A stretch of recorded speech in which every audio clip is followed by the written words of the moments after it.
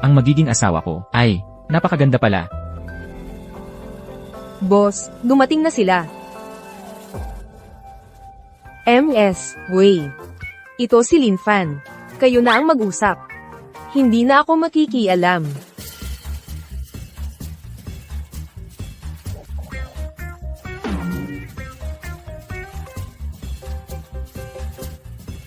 Pasensya na, ang ganda-ganda mo kasi. Nahilo ako sa pagtingin. May ilang bagay akong dapat sabihin ng maaga.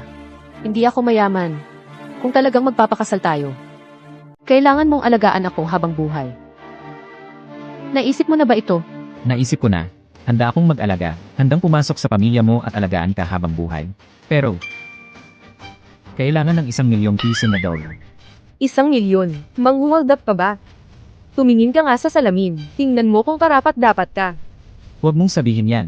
Kapag lalaki ang nagpapakasal sa babae, kailangan din ng dowry. Kapag babae ang nagpapakasal sa lalaki, syempre kailangan din ng dowry. At saka, kapag nagkatrabaho na ako at kumita, babayaran ko. Lahat alam na isa kang walang kwentang tambay. Maghintay ka ng bayad sa'yo. Mas malamang pang umakyat ang baboy sa puno. Totoo nga ang sabi-sabi. Sakim at tambay talaga siya. Pero si Wei Jai ay nagsimula ng kumilos. Kailangan kong magpakasal agad. Pinsan, ibigay mo na sa kanya. Pero, Ibigay mo. May pera na ako. ganito ang itsura mo kapag may pera. Hindi talaga nagbabago ang ugali. Kung ganoon ang sinabi mo, pumunta na tayo para magparehistro.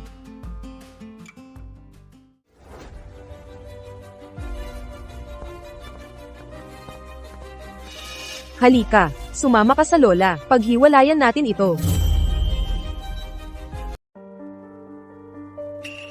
Halika, sumama ka sa lola, at i-annul mo ang kasal na to. Lola, bakit ka nandito? Dapat nasa ospital ka. Kung hindi ako pumunta, paano ko malalaman na ikaw ay nanilbihan na? Lola, ang pagpapagamot mo ang mahalaga. May pera na ako ngayon. Isasama na kita para sa operasyon. Narinig ko na kay Aling Lee. Paano mo nagawang manilbihan para lang sa pera? Hindi ko kayang tiisin yan. Hindi na ako magtatagal. Hindi pwedeng isakripisyo ang kaligayahan mo. Kung mas maaga sana akong nakapunta, napagaling ko siya gamit ang aking kakayahan. Hindi sana ito umabot sa ganitong kalala. Operasyon na lang ang paraan. Halika. Ngayong araw na ito, kailangang i-annul ang kasal na to. Kahit na, isakripisyo ko ang buhay kong ito. Hindi pwedeng isakripisyo ang kaligayahan mo. Fu! Fu! Fu! Lola, walang mangyayari sa'yo. May 1 milyong piso ako ngayon. Talagang mapapagaling ko ang sakit mo. Hindi ko kayang panoorin kang mahulog sa kumunoy.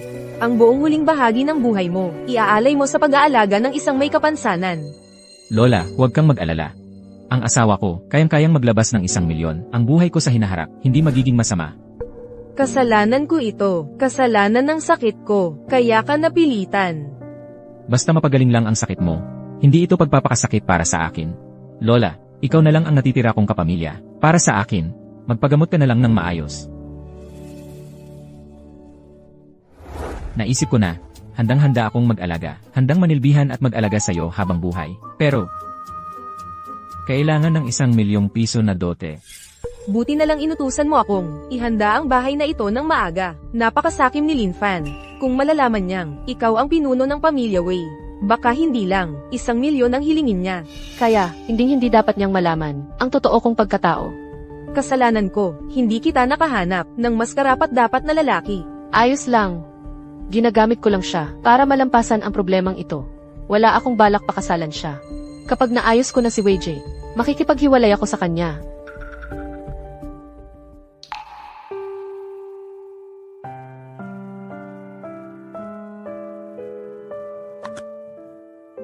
Sayang lang.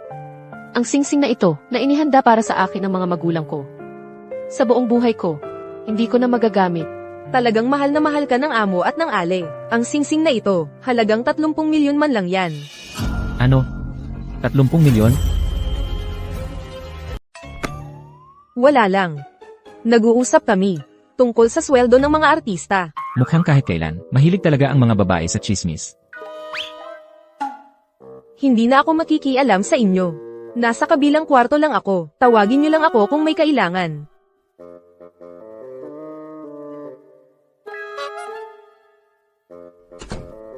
Ngayong kasal na tayo, Alam kong dahil sa pera ka lang, pumasok sa pamilya namin. Sa totoo lang, may dahilan din ako na wala akong magawa. Sa tingin ko, sana rin naman, na peking kasal lang ito. Tama ba? ibig sabihin niya, ayaw niyang hawakan ko siya. Pero sa kasamaang palad, ang reputasyon ko ngayon, normal lang na ayaw niya. Tama ka, mukhang dalawa ang kwarto dito. Kung ganon, sa kabilang kwarto na lang ako, matutulog. Bawat buwan, bibigyan kita ng pera. Hindi ko rin kailangan ang pag-aalaga mo. Ito, sana magkasundo tayo dito. May magandang asawa ka na, at wala ka pang gagawin. Ang ganda ng sitwasyon. Sa wakas, dumating na rin sa akin ang ganitong magandang pagkakataon. Walang problema, aalis na muna ako. Wei Zihan. Ano yon? Tingnan ko. Bitawan mo ako. Mukhang sobrang sakit na nga. Ano ba ang problema kung titingnan ko? Huwag mo akong hawakan. Bastos ka. Isang hawak lang, ganyan na ang reaksyon mo. Ang lakas ng pag-awat mo, mas mahina pa sa kuting. Hindi ko alam kung gaano karaming hirap ang dinanas mo. Tumigil ka na. Kung magpapatuloy ka, baka, gawin ko talaga sa'yo ang isang bagay.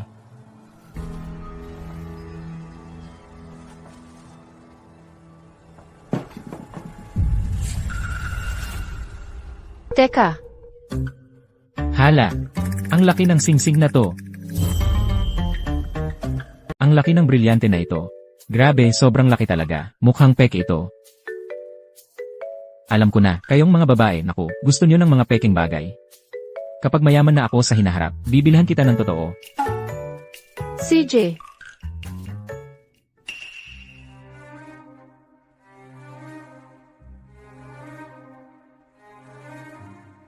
Huwag mo akong hawakan. Hoy, hindi kita hahawakan. Gagamutin kita. Kung magpapatuloy ang kondisyon ng binti mo, masisira talaga ito.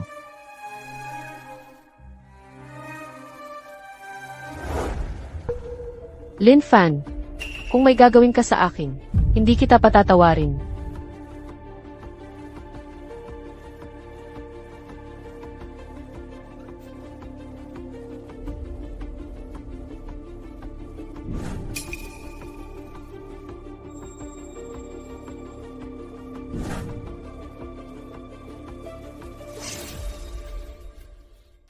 Huwag mo na akong titigan, binibini.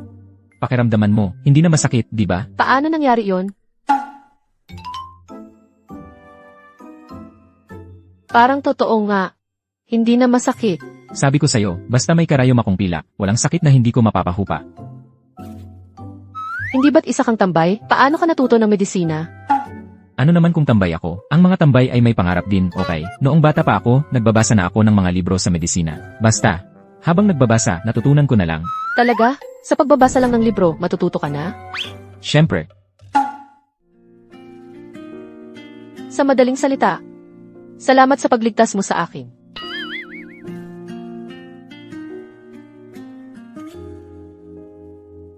may pag-asa pa ang binti mo. Basta sa mga susunod na araw, araw-araw kitang tuturukan, wala pang kalahating taon, gagagaranti akong makakatayo ka ulit. Ito na lang ang pagbabayad ko sa'yo, sa ₱1,000,000 na ibinigay mo sa akin. Pero usapan na ito, babayaran ko ang perang yon, iba ito. Hindi lang siya marunong ng medisina, gusto pa niyang gamutin ang binti ko. Parang siya, hindi tulad ng iniisip ko.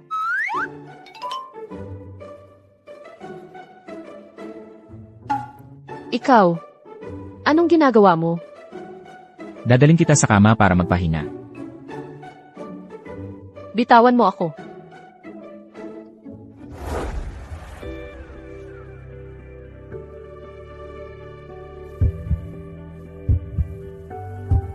Ikaw, bastos ka.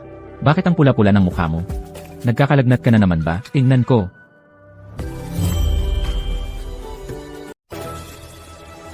Huling-huli na. Matutulog na ako. Umalis ka na. Gabi na.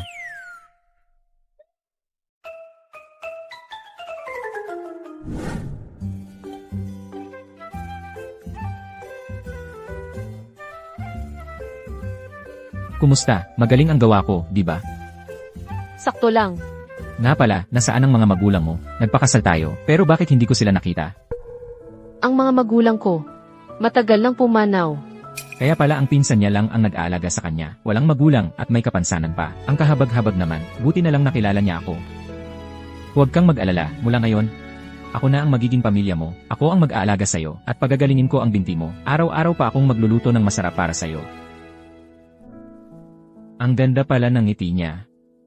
Iba siya sa akala ko, hindi man lang kahawig. Aalis ka ba? Kailangan kong maghanap ng trabaho. Binigay mo sa akin ang lahat ng pera mo. Malamang ubos na ang ipon mo. Huwag kang mag-alala. Ako na ang magpapakain sa'yo. May isang malaking klinika ng tradisyonal na medisina malapit dito. Sa galing ko, madali lang makapasok bilang doktor. Madali lang yan. Hintayin mo na lang ang mabuting balita. Tawagan mo lang ako kung may kailangan ka.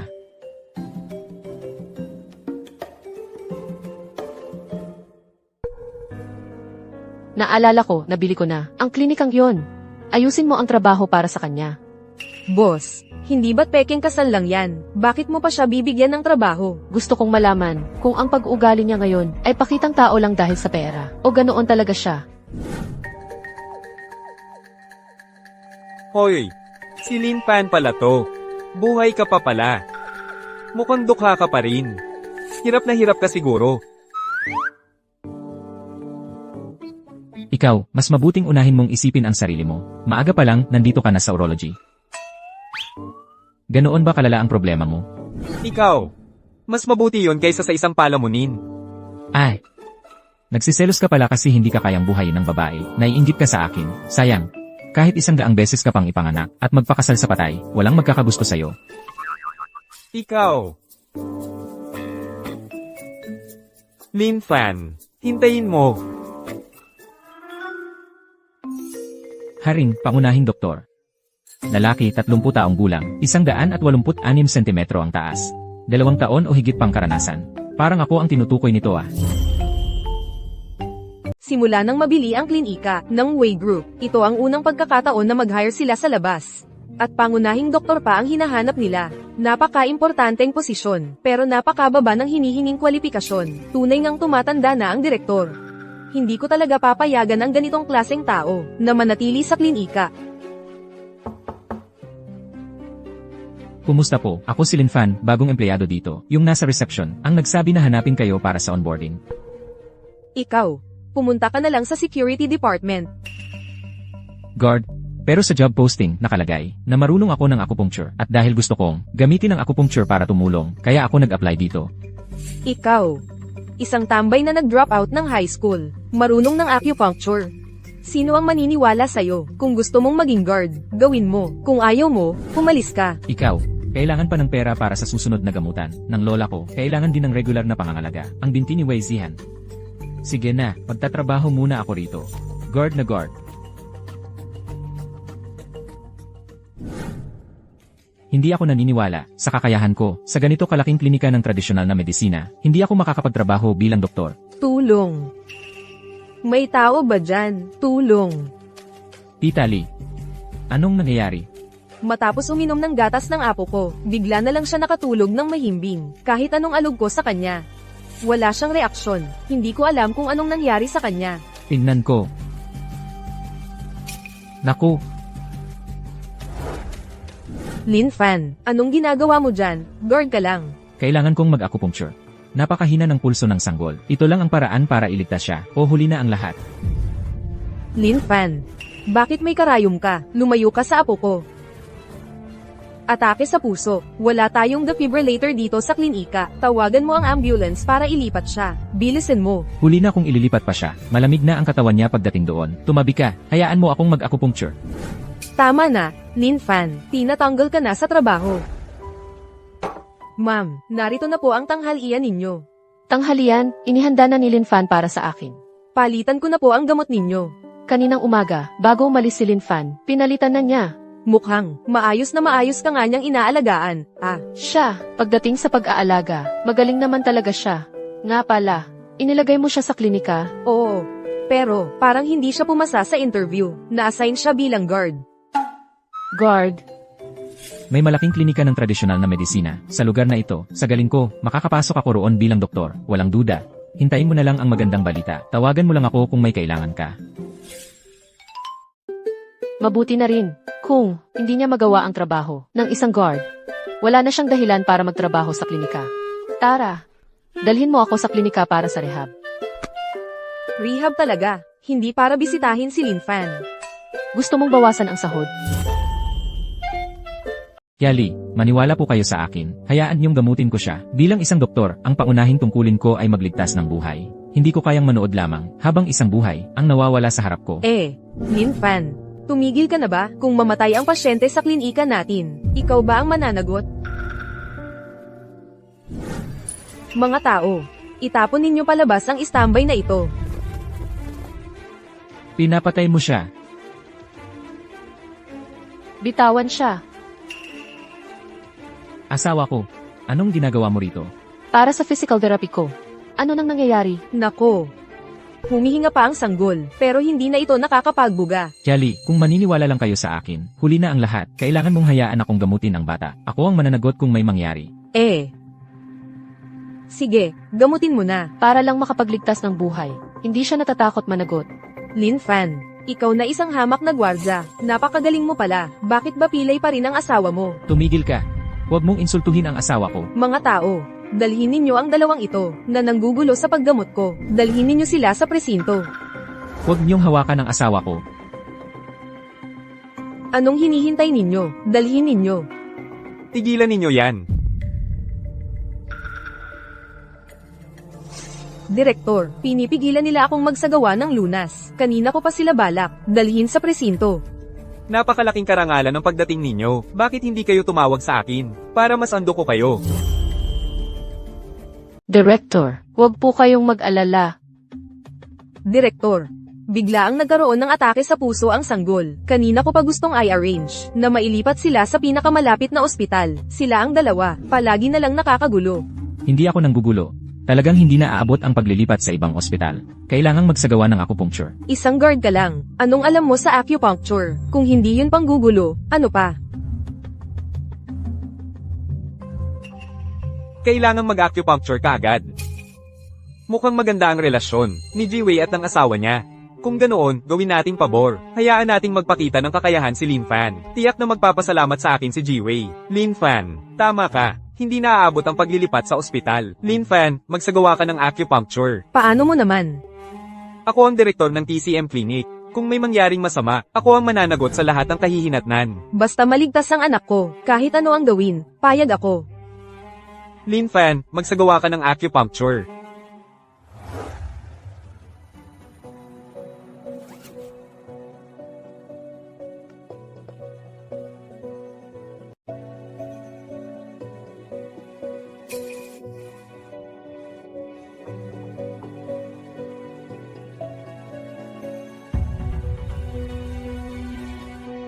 CJ, may oras pa. Mukhang okay na ang bata. Gising na. Gising na ang baby ko. Dalhin sa ospital para maobserbahan. Salamat.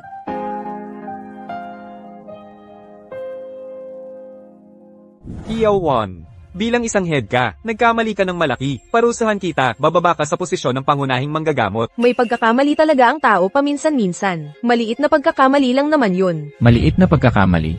Buhay ito, Lin Fan, salamat sa iyo ngayon. Simula bukas, ikaw na ang magiging pangunahing manggagamot dito sa klinika. Isa siyang basurang gwardya. Paano siya magiging doktor? Ikaw ang direktor, ako ang direktor. Salamat, Direktor. Salamat, Direktor. Siguradong gagalingan ko. Ito ang aking kakayahan. Sa hinaharap, ipapakita ko sa inyo ang galing ko. Nagulat ako na siya ay napakabuti at makatarungan. Baka mali ang akala ko sa kanya.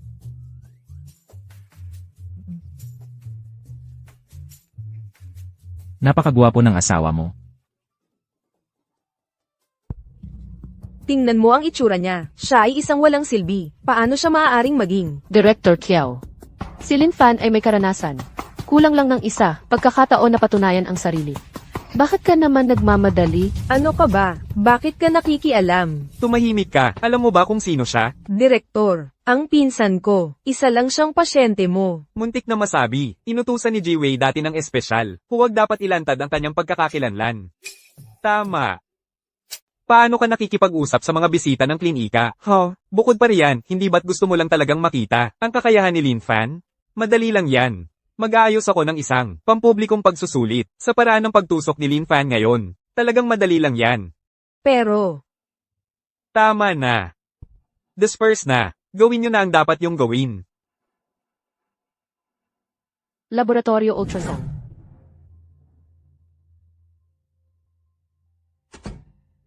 Direktor.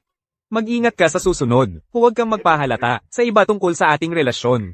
Alam mo pa palang may relasyon tayo. Nandyan ka. Sinisigawan mo ako sa harap ng maraming tao. Nakakahiya rin sa akin yun. Nakasalalay dito ang buhay ng isang tao. Ikaw pa, dahil sa aking pagsisikap, kaya ka naging hepe. Hindi pa nga matatag ang posisyon mo. Ganyan lang ang paraan ko para maprotektahan ka. Sa susunod, gawin mo lang ang mga tungkulin mo. Huwag kang makikipag-away sa mga taong hindi mo dapat awayin. Kung hindi, ang ating relasyon, hanggang dito na lang. Bakit kaya? Sabihin mo ng malinaw. Hindi sa ayaw kong sabihin.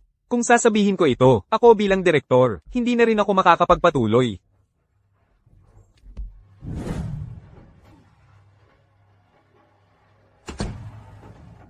Isang lumpo. Anong klaseng tao yan na hindi dapat guluhin? Lin Fan, hanggat nandito ka pa sa klinika, hindi ka magkakaroon ng magandang araw.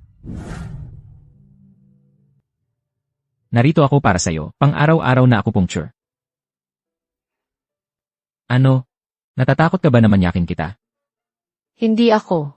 Maganda at mahiyain, ang ganda talagang pagmasdan. Sinabi na ng doktor, wala nang pag-asa ang binti ko. Masamang doktor yan. Iba ako, sinisiguro kong gagaling ka. Wala namang pag-asa ang binti ko. Subukan na lang natin.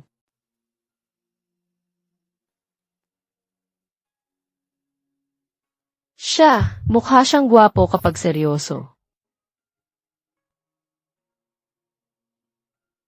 Huwag kang gumalaw. Kung mali ang tusok sa punto, hindi ito biro. Ikaw, nasaktan mo ako. Pasensya na. Sandali. Gumalaw ba ang binti mo kanina, at naramdaman mo ang sakit? Totoo. Naramdaman kong sumakit ang binti ko. Ayos yan, mahal. Ayan. Sabi ko sa'yo, hindi basta-basta ang kakayahan ko sa paggamot. Ikaw, kailangan mo nang pumasok sa trabaho. Aray, mahuhuli na ako. Ingatan mo ang sarili mo dito sa bahay. Mauna na ako.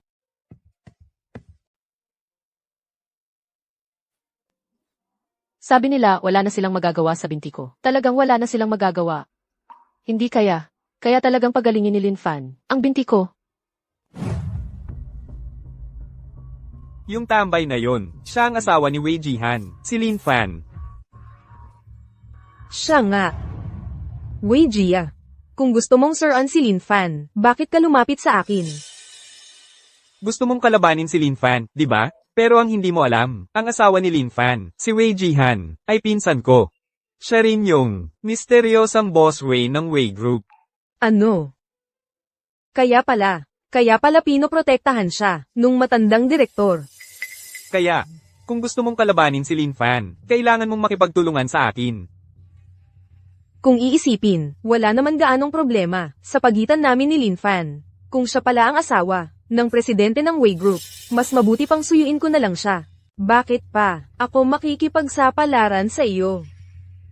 Ito ay ang usapan mo at ng kaibigan mo, di ba? Kung gusto mo, tingnan ko kung ano ang nakasulat dito. Si Kai Deyuan, yang matandang tuso, kung hindi para mapalitan siya, at ako ang maging direktor, hindi ako makikipag. Tama na. Si Wei Jihan, may kapansanan siya, at babae pa, ang mga nasa board, laging may problema sa kanya. Kaya ako, si Wei Jia, ang tunay na, inaasahang mamumuno ng Wei Group. Ang gusto mo, matutupad ko. Gets ko na. Ang sarap makipag-usap, sa matalino. Pero bilang pangunahing doktor ng klinika, may mga bagay na hindi ko direktang magagawa. Pero may nakaisip ako ng isang taong bagay. Ayon sa plano ang lahat. Gusto kong sirain ang reputasyon niya at ni Wei Jihan, at mapahiya silang dalawa. Doktor, tulungan niyo ako. Ang likod ko.